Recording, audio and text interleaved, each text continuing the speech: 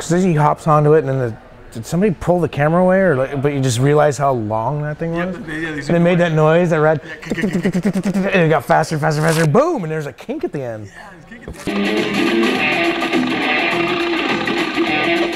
Oh, that's the one you had to rewind a couple times. Like, there's no way. And in between, like, Duffy and Gons, like, there's kind of a blank spot, and Frankie Hill, like, really is that spot. Like, nobody can deny it. Like, I can't express it enough. Like, you can talk about Guy and Rudy and Gabriel in those videos. Those dudes were not even close. That's like talking about Papalardo and Fully Flared over Guy's part, honestly. That's how big of a difference it is.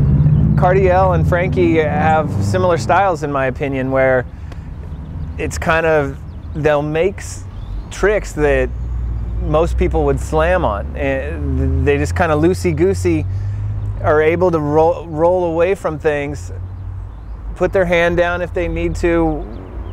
You know, it works. And it's mind-blowing, because like I said, for most people, they would have ate some serious shit, but these guys have the rigidity or the fluidity to just roll away. And outstanding, you know, like, such good memories of watching him in Propaganda, and just kind of over the years watching his parts progress into more and more technical skating and just gnarlier rails and jump ramp to rails, whatever. Like, Makes sense, man. But he was like a Gons type dude. Like, and again, a lot of people, like, in skateboarding like to like make our little safe categories, like, oh, Gons, he's cool because he's creative. But the bottom line is, most of the Gonzes that existed in skateboarding don't get credit. They don't get the pedestal. They get laughed at, dude. That's the bottom line. Like, skateboarding, as much as it tries to act like, you know, we're not jocks, we're artists and we're creative, bullshit, dude. Like, skating hated on the Gons, man. Like, fucking, there was like that period where the Gons was hated on. He was like, yeah, fuck that kook, he's a weirdo.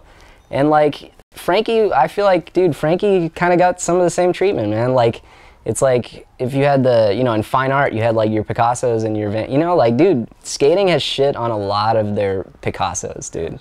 Like, how did that come about? Well, you said you took a field trip up to SF. Okay, what happened was I opened up a Thrasher magazine one day and saw an ad from the World Industries that said one of these top 5 pros is going to be leaving their team soon.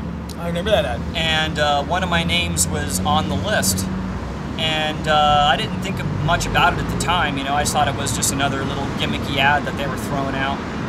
And then about a week or two later, I had Mark Gonzalez call me up at my house, and he asked me if I wanted to go up to San Francisco and do some skating for the weekend.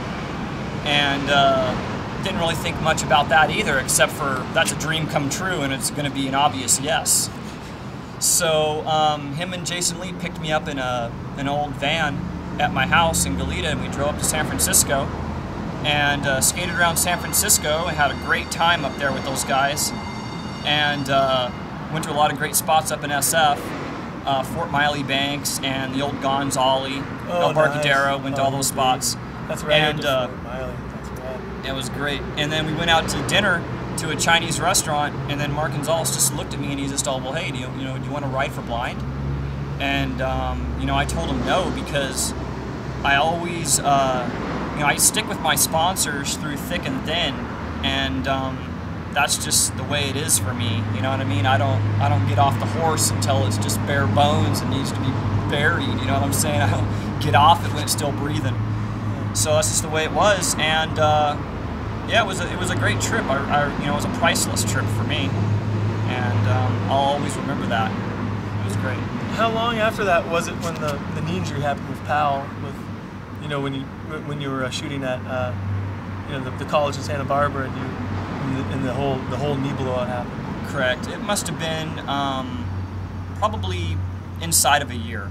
Gotcha. I filmed Celebrity Tropical Fish and did a lot of touring at the same time as that, and not soon after Tropical Fish came out is when I hurt my knee. Do you think that your knee injury would have been, you know, fixed surgically and whatnot, more expedited and fixed faster if you weren't dealing with the shenanigans and the and the, you know, all the pulling back and forth at Powell?